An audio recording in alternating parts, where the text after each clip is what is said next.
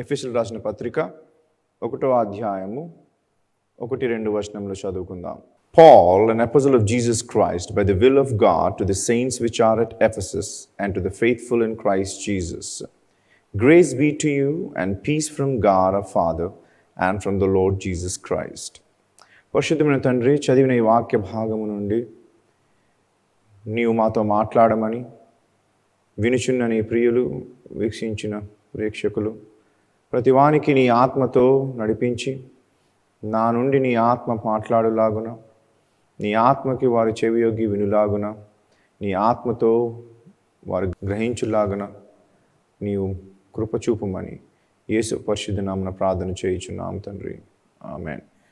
మనము ఎఫెసీ పత్రిక పైన సమగ్ర విశదీకరణ చేద్దాం.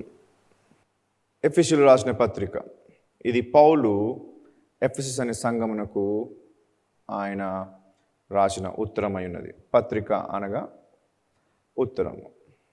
సంఘమునికి సంబోధించుచు సంఘ పెద్దలులో ఒకరు ఆ పౌలుగా రాసిన ఆ యొక్క పత్రికను చదివి ఆయన చెప్పుచున్న మాటలు సంఘములో ఇప్పుడు మేము ఏ విధముగా అయితే మీకు ఉపదేశిస్తున్నామో, బోధిస్తున్నామో ఆ విధముగా ఆయన రాసిన ఆ మాటలు వారికి చదివి వినిపించేవారు. సో ఈ ఎఫెసస్ గురించి కొంచెం బ్యాక్గ్రౌండ్ అనగా నేపథ్యము చూద్దాం. మొట్టమొదటిది, ఎఫెసస్ అనేది చాలా ప్రాముఖ్యమైన పట్టణం ఉండే. అది రోమా సామ్రాజ్యంలో రోమ్ తర్వాత చాలా ప్రాముఖ్యమైన పట్టణమై ఉండే. చాలా ప్రాముఖ్యమైన పట్టణమై ఉండే. రోమ్ తర్వాత వర్తకం విషయంలోనే కానీ, అనేక రకములైన మందిరములను బట్టే కానీ, కళ, చదువు, విద్య ఇటువంటి విషయములలో ఒక రెండో గొప్ప పట్టణముగా ఉండేది. సో ఈ యొక్క ఎఫెసస్ మరొక దానికి ప్రసిద్ధమైనది. ఏంటి అనగా అర్తెమిస్ అనే ఒక దేవత యొక్క ఆలయము ఎఫెసస్లో ఉండేది. చాలా గొప్ప పెద్ద ఆలయం ఉండేది.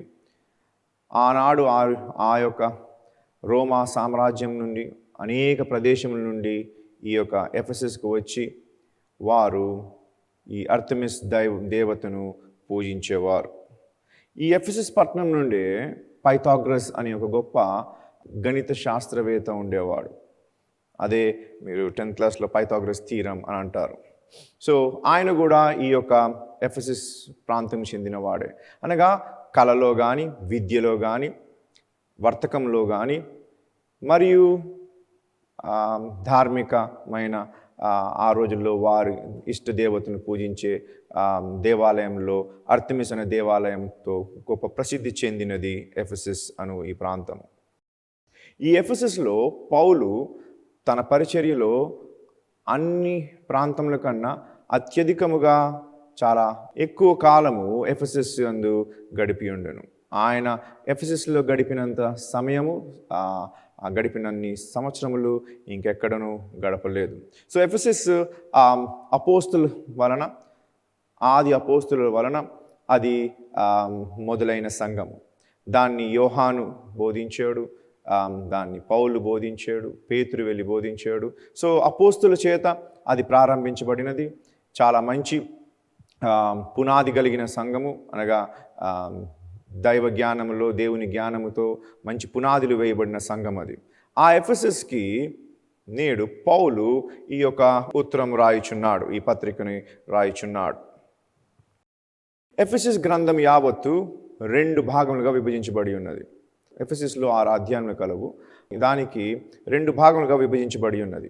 మొట్టమొదటి భాగము 1 నుంచి 3 అధ్యాయములలో పౌలు సిద్ధాంతము గురించి చెప్పుచున్నాడు. 1 నుండి 3 అధ్యాయం వరకు, మొదటి అధ్యాయం నుండి 3 అధ్యాయం వరకు పౌలు సిద్ధాంతం గురించి బోధిస్తున్నాడు. అనగా ఆ సిద్ధాంతం ఏం చెప్తుందంటే, మన యొక్క క్రీస్తునందు మనకు కలిగిన స్థానము, క్రీస్తు యేసు చేసిన పని బట్టి మనకు క్రీస్తు యేసులో కలిగిన స్థానమును గురించి ఆ సిద్ధాంతం బోధిస్తున్నాడు. మనము క్రీస్తు యేసునందు ఏమై ఉన్నాము, ఎక్కడ నిల్చుని ఉన్నాము, ఏ విధముగా మనం ఉన్నాము అని మన స్థానమును, మన యొక్క స్థితి తెలియపరచబడుతుంది. రెండో భాగము 4-6 అధ్యాయములలో మన యొక్క విధి. మొదటిదేమో సిద్ధాంతం అయితే రెండోది డ్యూటీ, మన రెస్పాన్సిబిలిటీ, మన బాధ్యత, మన యొక్క విధి ఏ విధంగా మనం చేయవలసి ఉన్నదో అది ప్రస్తావించబడుచున్నది. అనగా మనం ఏం చేయాలి? ఆయన చెప్పిన యేసుక్రీస్తునందు మనకు దేవుడు తన కార్యము చేత, క్రీస్తు యొక్క కార్యము చేత ఆయన మనకిచ్చిన ఆ యొక్క పొజిషన్ని, ఆ యొక్క స్థానమును బట్టి మనము సంఘముగా మనం ఏమి చేయవలసి ఉన్నది అనేది 4, 5, 6 అధ్యాయములలో ఆయన మనకి నేర్పిస్తాడు. సో పౌలు రాసిన ఈ డాక్ట్రిన్ మరియు డ్యూటీ, సిద్ధాంతము మరియు విధి రెండు సమాంతరముగా ఆయన దాన్ని బోధిస్తూ నేర్పిస్తున్నాడు. అనగా రెండు ప్రాముఖ్యమైనవే, రెండు అవసరమై ఉన్నవి. మనము ఏమై ఉన్నామో తెలుసుకుంటే దాని పట్ల మనము జీవించగలము. మనకు క్రీస్తునందు, మనం క్రీస్తు యేసునందు మనకు క్రీస్తు ఏ స్థితిలో పెట్టినో తెలుసుకుంటే ఆ విధమైన పనులు మనము చేయవలసి ఉన్నది. సో ఒకవైపు సిద్ధాంతము, మరొక వైపు విధి, రెండు అపోస్తులైన పౌలు ఎఫెసస్ గ్రంథంలో 6 అధ్యాయములలో నేర్పించున్నాడు. సో పౌలు ఈ యొక్క ఐశ్వర్యము గురించి, ఆధ్యాత్మికమైన ఆత్మీయ ఆశీర్వాదముల గురించి ఒక గొప్ప ఐశ్వర్యముగా మనకి తెలియపరుస్తుంటాడు. సో ఈ ఐశ్వర్యము విశ్వాసము ద్వారా మనము స్వాస్థ్యముగా పొందగలము. విశ్వసించిన ఎడల ఇట్టి గొప్ప ఆత్మీయ ఆశీర్వాదమైన ఐశ్వర్యము మనము స్వాస్థ్యముగా పొందగలము. అదే విధముగా ఆ ఐశ్వర్యమును, ఆశీర్వాదమైన ఐశ్వర్యము మనము కార్యరూపములో దాన్ని చేయవలసి ఉన్నది. అనగా we inherit the wealth by faith. ఆ ఆశీర్వాదపు ఐశ్వర్యమును స్వాస్థ్యముగా విశ్వాసం వల్ల పొందగలము. అదే విధముగా ఆ ఆశీర్వాదమునే మనము మన యొక్క కార్యములో పెట్టుబడి వలె ఉపయోగించవలసి ఉంటుంది. సో ఈ రెండు విషయములు పౌలు డాక్ట్రిన్ మరియు డ్యూటీ, అనగా సిద్ధాంతము మరియు విధిని గురించి మనకి ఎఫెసీ గ్రంథంలో నేర్పిస్తున్నాడు. అనగా మొదటి 3 అధ్యాయంలో క్రీస్తు యేసు మనకి ఇచ్చిన స్థానము, మనం ఏమై ఉన్నామో మనము తెలుసుకున్న ఎడల దాని వలన మనము ఏమి చేయవలసి ఉన్నదో 4, 5, 6 అధ్యాయంలో మనకు పౌలు నేర్పిస్తున్నాడు. ఇప్పుడు మరొకసారి 1వ అధ్యాయము 1వ వచనం చదువుదాం. Paul, an apostle of Jesus Christ by the will of God. దేవుని చిత్తము వలన క్రీస్తు యేసు అపోస్తలుడైన పౌలు. ఓకే, పౌలు గురించి తర్వాత మాట్లాడదాం. క్రీస్తు యేసు యొక్క అపోస్తలుడు. ఎవరు అపోస్తలుడు? క్రీస్తు యేసు యొక్క అపోస్తలుడు. పౌలు దేవుని చిత్తానుసారముగా ఆయన అపోస్తలుడుగా పిలువబడ్డాడు. యేసుక్రీస్తు అపోస్తలుడుగా దైవ చిత్తానుసారం ప్రకారముగా దేవుని యొక్క చిత్తము వలన ఆయన అపోస్తలుడుగా పంపించబడ్డాడు. అనగా పౌలు ఎన్నుకున్న వృత్తి అది కాదు. అపోస్తలుడు నేను అని పౌలు వెళ్ళి చెప్పలేదు. అపోస్తలుగా పనిచేయాలని పౌలు రాలేదు. లేక సంఘము, ఆది సంఘములు అవి ఆ పౌలుని అపోస్తలుగా నియమించలేదు. సో నిజమైన సేవకుడు, నిజమైన అపోస్తలుడు అనగా ప్రతి సేవకుడు దేవుడు పిలిస్తే దేవుడు పిలిపి వినే వస్తారని కాదు. బైబిల్లో అది కూడా ఉంది, తర్వాత చెప్తాం ఇంకొక రోజు. కానీ అపోస్తలుడుగా ప్రభు అయిన యేసుక్రీస్తే దేవుని యొక్క చిత్తానుసారముగా ఆయనని పంపించుచున్నాడు. పౌలు ఎన్నుకున్నది కాదు, పౌలు కోరుకున్నది కాదు, పౌలు తనకు తాను పిలుచుకున్నది కాదు. అదేవిధంగా సంఘ పెద్దలు, సంఘములో ఉన్నవారు, ఆయన వీరాభిమానులు, ఆ విధమైన వారిని ఆయనని అపోస్తలుగా పిలవలేదు. ఇది యేసుక్రీస్తే అపోస్తుల అయిన పౌలుగా ఆయన పంపించున్నాడు. అని అపోస్తులుడుగా ఆయన ఒక కార్యం చేయుటకు దేవుని చిత్తమై ఉన్నందుకు క్రీస్తు యేసు ద్వారా ఆయన యేసుక్రీస్తు యొక్క అపోస్తులుడుగా పంపించబడుతున్నాడు. మనము దేవుని యొక్క చిత్తానుసారముగా జీవించిన యెడల ఆయన చిత్తంలో ఏముందో తెలుసుకుంటే, అనగా ఇది నేను నాతోటి బోధకులకి చెప్పుచున్నది, మనము పలానిది అని మనం అనుకుంటే మనం ఎప్పుడు అది కాలేము. దేవుని చిత్తములో దేవుడు మనము సేవ చేయుచున్నను, మనము సంఘములలో కాపరిగా పని చేయుచున్నను, సువార్థికులుగా పని చేయుచున్నను, అపోస్తులుగా దేవుని యొక్క సువార్తను అందింపజేయుటకు దేవుడు ప్రతినిధిగా పంపించి ఉన్నాను, లేక ప్రవక్తగా దేవుని యొక్క ప్రవచనములను సంఘము యొక్క ఆధ్యాత్మిక జీవితం ఎదుగుదల కలిగించుటకు ప్రవచనం చేసే ప్రవక్త అయినను, ఏ విధమైనను ఈ యొక్క ఉపదేశకుడుగా గాను లేక కాపరిగాను ఈ 5 అంచెలలో మనము పని చేయుచున్నప్పటికీ దేవుని చిత్తం ఏమై ఉన్నదో అనేది మనము గ్రహించిన ఎడల, దేవునికి అడిగిన ఎడల, దేవుడు ఒకసారి నిన్ను నియమించి నిన్ను పంపించిన ఎడల ఎవడు దాన్ని తిరస్కరించలేడు. ఎవడు ఏమన్నను నీ వలన ఆయన చేయించుకోవాలనే పని సఫలముగా దేవుడు చేస్తాడు. అద్భుత రీతిగా మన యొక్క పరిచర్య దేవుడు నడిపిస్తాడు. కనుక మనము ఫలానిది అని ఎన్నుకోకుండా, ప్రభువా నీ సేవ చేయడానికి వచ్చిన నేను, నీ యొక్క చిత్తం ఏమై ఉన్నది, నేను ఏ విధముగా నీ సేవ చేయాలని మనం తెలుసుకోవాలి. అది పౌలు మనకు రాస్తున్న మొట్టమొదటి విషయంలో తెలుసుకుంటున్నాం. ఆయన దేవుని చేత, దేవుని యొక్క చిత్తానుసారముగా ఎన్నుకోబడి క్రీస్తు యేసు ద్వారా, క్రీస్తు యేసు నిమిత్తమై అపోస్తలుడిగా పంపించబడ్డాడు. మనము కూడా దేవుని చిత్తానుసారముగా జీవించుతూ, దేవుని చిత్తానుసారముగా మనము కానీ సేవ చేసిన ఎడల, దేవునికి అడిగితే దేవుడు పంపించినప్పుడు ఏ మానవుడు దాన్ని తిరస్కరించలేడు. ఓకే, ఇప్పుడు పౌలు, అపోస్తలుడైన పౌలు గురించి. పౌలు యొక్క మునుపు పేరు సౌలుగా పిలువబడేవాడు. ఏ విధముగా అయితే సమూయేలు గ్రంథములో ఇజ్రాయేలుకి మొట్టమొదటి రాజుగా ఉండేవాడు ఒక ఆయన పేరు కూడా సౌలు. కీషు కుమారుడైన సౌలు ఏ విధంగా అయితే ఇజ్రాయేలుకి మొట్టమొదటి రాజు అయ్యాడో ఆ పేరే ఈయనకి ఉండేది. ఈయన కూడా కీషు కుమారుడైన సౌలు ఎవరైతే మొట్టమొదటి ఇజ్రాయెల్ రాజు, ఆయన బెంజామిన్ గోత్రంకి సంబంధించిన వాడు. అదేవిధంగా ఈ సౌలు కూడా బెన్యామిన్ గోత్రంకి సంబంధించిన వాడు. సో ఈ పౌలుగా మార్చబడక మునుపు ఆయన పేరు సౌలుగా ఉండేవాడు. ఆయన గ్రీకు సంస్కృతిలో కూడా ఆయన విద్యాభ్యాసం చేసి ఉన్నాడు. ఎందుకనగా ఈనాడు మనకి ఏ విధంగా అయితే ఆంగ్ల భాష ప్రపంచం యావత్తు ఒక కామన్ ఫ్యాక్టర్గా, ఒక కామన్ భాషగా దాన్ని మనము వాడుకలో ఉంచుతున్నాము. ఏ ఊరు వెళ్ళను, ఏ దేశం వెళ్ళను ఆ భాషలో పని చేయగలము. అదే విధముగా రోమీల కన్నా ముందు గ్రీక్ సామ్రాజ్యం ఏర్పరచబడినప్పుడు వారు ప్రపంచం యావత్తు వారి సామ్రాజ్యంని వ్యాప్తి చేస్తూ కళని, విద్యను వారు స్కాటర్ చేశారు, అనగా వారు విస్తరింపజేశారు. ఆ యొక్క విద్యనే కానీ, ఆ యొక్క పోయిట్రీ అనగా కవిత్వమే కానీ, లేక కళలే కానీ, నృత్యమే కానీ, ఇటువంటివన్నీ ప్రపంచం యావత్తుకి వారు తెలియపరిచారు, వారు నేర్పించారు. సో ఆ యొక్క గ్రీక్ సామ్రాజ్యం పిమ్మట రోమా సామ్రాజ్యం వచ్చినప్పటికీ ఆ యొక్క ప్రాంతం యావత్తు ఈ యొక్క గ్రీకు యొక్క సంస్కృతిలోనే ఉండేవారు. సో అనేకమైన దేశములు ఈ గ్రీకు భాషలోనే విద్యను అభ్యసించేవారు. గొప్ప గొప్ప సిద్ధాంతకర్తలు గ్రీకు యొక్క భాషలోనే రాసి ఉన్నారు. ఫర్ ఎగ్జాంపుల్ పొలిటికల్ సైన్స్లో గొప్ప గొప్ప పొలిటికల్ థింకర్స్ యావత్తు ఆ గ్రీక్ దేశం నుంచి వచ్చిన వారే. సో రోమా సామ్రాజ్యము ఏర్పరచబడి రోమా ప్రభుత్వం పరిపాలించుచున్నను గ్రీకు యొక్క సంస్కృతి, గ్రీకు యొక్క విద్యనే వారు అత్యధికంగా అభ్యసించేవారు, అనగా చాలా అత్యధికంగా ఉనికిలో ఉండేది. సో ఆ యొక్క సమయంలో పౌలు గ్రీక్ సంస్కృతిలో విద్యని అభ్యసించుచు, అదేవిధముగా దానితో పాటు ఆయన పరిచయులు పొందవలసిన తర్ఫీదు కూడా పొంది ఉన్నాడు. ఈ పరిచయులు అనగా యూదా సమాజమును దేవుని ధర్మశాస్త్రము నుండి, మరియు పరిచయులు అంటే చెడ్డవారు కాదు, పరిచయులు తర్వాత వారు చెడ్డవారుగా మనకి నూతన నిబంధనలో కనబడతారు. కానీ పరిచయులు అంటే చెడ్డవారు కాదు.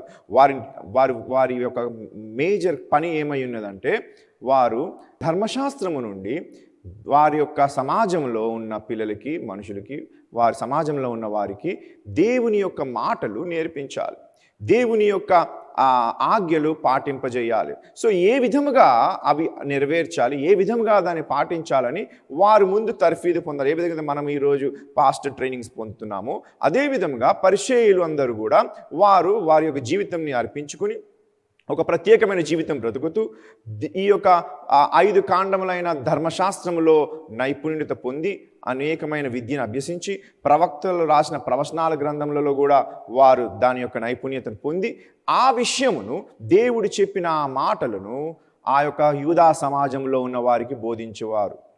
సో ఆ విధముగా ఈ బెంజామిన్ గోత్రకు చెందిన సౌలైన ఈయన పౌలు ఆనాడు ఒకవైపు గ్రీక్ సంస్కృతిలో విద్యను అభ్యసించుచు, మరియు పరిచయులు చెందాల్సిన తర్ఫీదును కూడా పొంది ఉన్నాడు. అయితే దాంట్లో గొప్ప విషయం ఏంటంటే ఆయన ఒక దగ్గర ఘనంగా రాస్తాడు, నేను స్వయముగా గమలీలి యొక్క శిష్యుడై ఉన్నాను. అనగా ఆ రోజులలో గమలీలు అనేవాడు ఈ యొక్క ధర్మశాస్త్రంలో కానీ ప్రవక్తలు రాసిన ప్రవచనాత్మకమైన గ్రంథంలో కానీ చాలా నైపుణ్యత కలిగిన వాడు, దేవుని భక్తిపరుడు, దేవుని యొక్క మాటలు, దేవుని యొక్క ఆజ్ఞలు గైకొని అనేక మందికి దేవుని నడిపించిన గొప్ప టీచర్ అయి ఉండే. సో ఆయన దగ్గరే ఈయన శిష్యుడుగా పనిచేశాడు. అనగా అటు చదువుతూ విద్యను అభ్యసించుచు, గ్రీకు భాషలో విద్యను అభ్యసించుచు, ఇటు పరిచయులు పొందాల్సిన తర్ఫీదును కూడా స్వయంగా గమలీలు దగ్గర యొద్దే పొంది ఉన్నాడు. అయితే ఈ సౌలుని దేవుడు పౌలుగా పేరు మార్చాడు. పౌలు అనగా చిన్నవాడు, పౌలు అనగా స్మాల్, ఒక చిన్నవాడు. సో అపోస్తులైన పౌలను మనం చూస్తాం, ఆయన చేసిన కార్యం గొప్పవి, కానీ ఆయన పేరు మాత్రం దేవుడు చిన్నది పెట్టాడు. ఈ రోజుల్లో నాలాంటి దేవుని పరిచయం చేస్తాం అనుకున్న ఆశపడి వచ్చిన వారు మన పేరు పెద్దగా ఉండాలని అనుకుంటాము. దేవుడు పని పెద్దగా ఉండాలనుకుంటున్నాడు. దేవుడు 5 అంచెల పరిచర్యతో తన యొక్క సువార్తని ప్రకటించాలనుకున్న దేవుడు తన పని గొప్పగా ఉండాలి, తన సేవకులు మిక్కిలి అల్పులుగా ఉండాలని అనుకుంటే మనము మన పేరు, మన పలుకుబడి అత్యధికముగా ఉండాలి. ఇక దేవుని తలక వాక్యం ఎలా ఉండాలో ఇక మనకు తెలియదు. మనం హెచ్చించుకున్నామంటే తప్పకుండా దేవుని వాక్యం మనము తగ్గించే వారం అవుతున్నాం. దేవుడు ప్రభు అయిన యేసుక్రీస్తు పౌలుని తీసుకొచ్చి ఒక గొప్ప అపోస్తలుడుగా ఉంచి సంఘములలో ఆ గొప్ప ఉద్యమం రగిలింపజేసి నేటి వరకు సంఘములు ఆధ్యాత్మిక జీవితంలో కరెక్ట్గా బ్రతకే విధానం నేర్పించిన ఆ పౌలు యొక్క మీనింగ్ మాత్రము, అర్థం మాత్రము చాలా అల్పుడు అని అర్థం. ఆయన కార్యము మహా గొప్పది, కానీ ఆయన పేరు చాలా తక్కువది. కార్యము బట్టి ఆయన గొప్ప పేరు వచ్చింది, కానీ ఆయనకి పేరు బట్టి ఆయన కార్యం గొప్పది కాలేదు.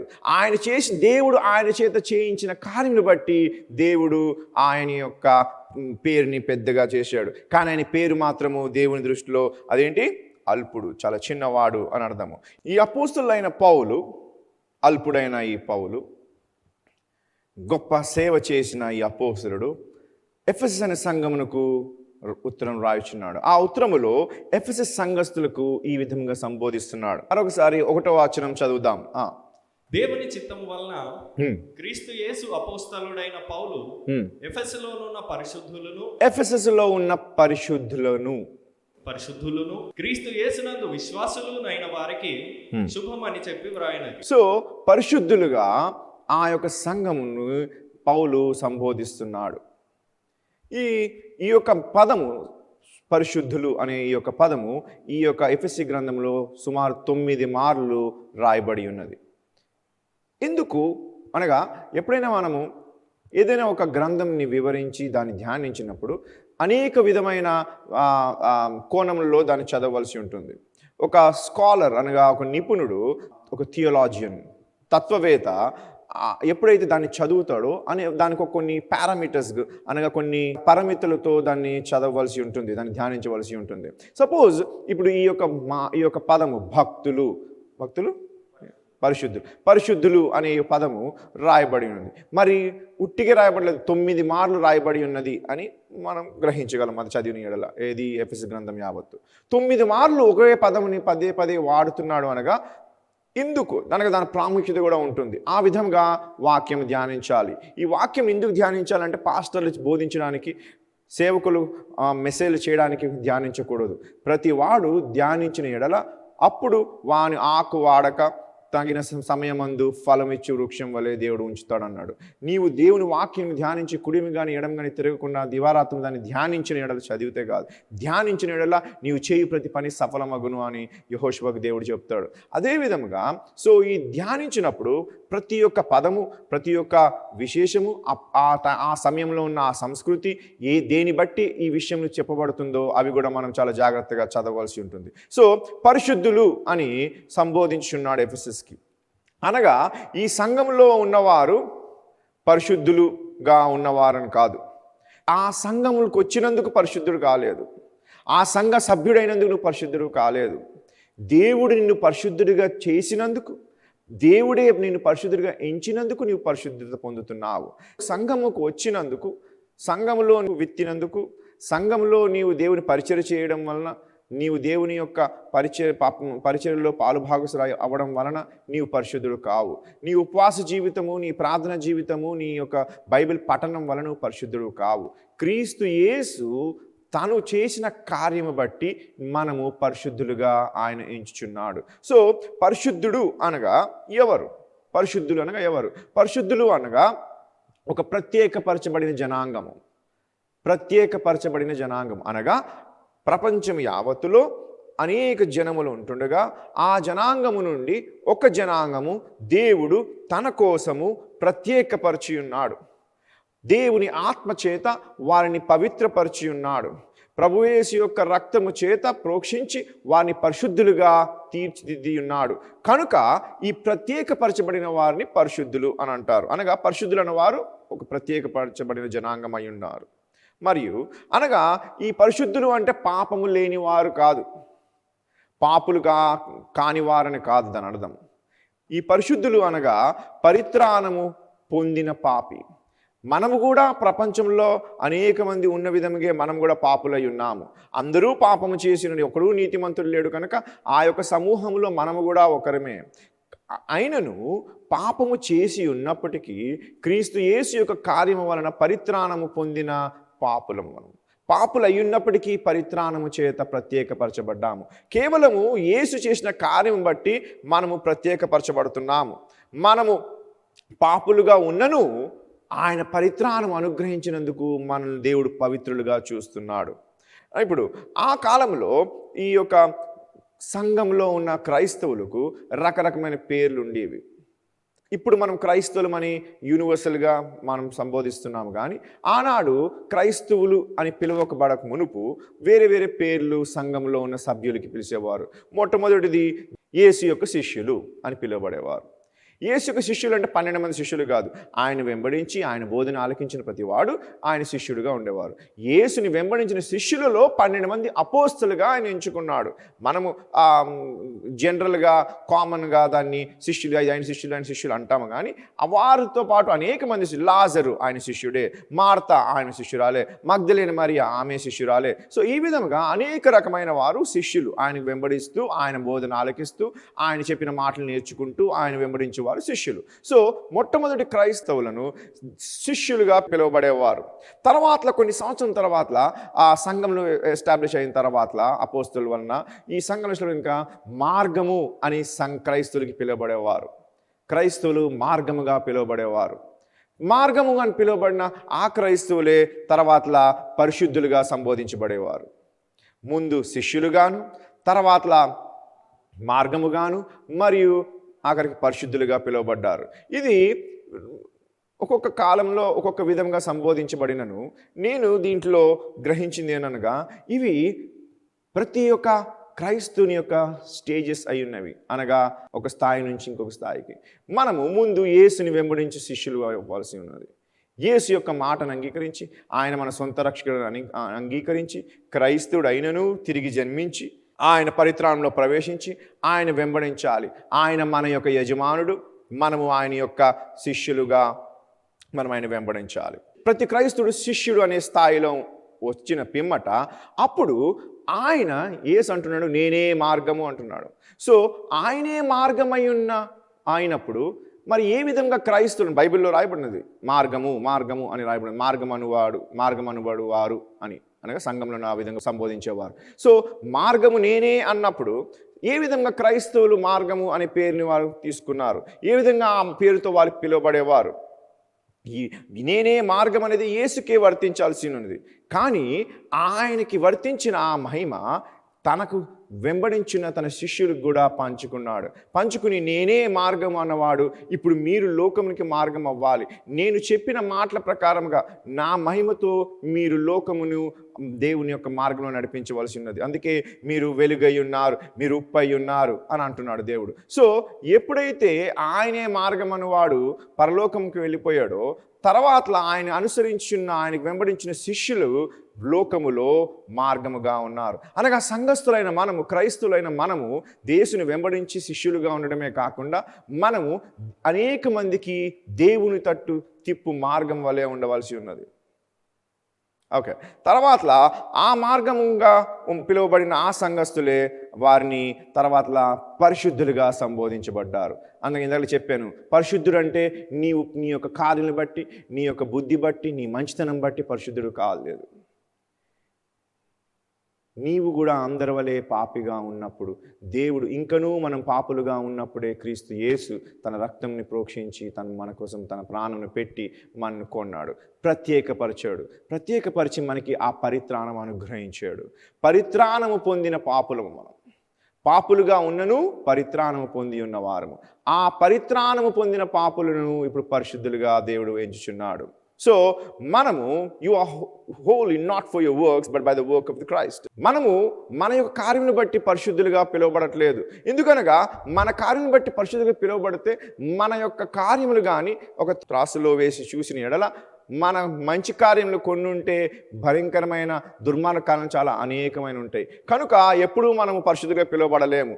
కానీ మన కార్యములు బట్టి కాదు, కానీ క్రీస్తు యేసు చేసిన అద్భుతమైన శిలువ మీద చేసిన కార్యము బట్టి మనకి దేవుడు ఆ యొక్క భాగ్యం అనుగ్రహిస్తున్నాడు. అందుకే మనం అతిశయించకూడదు.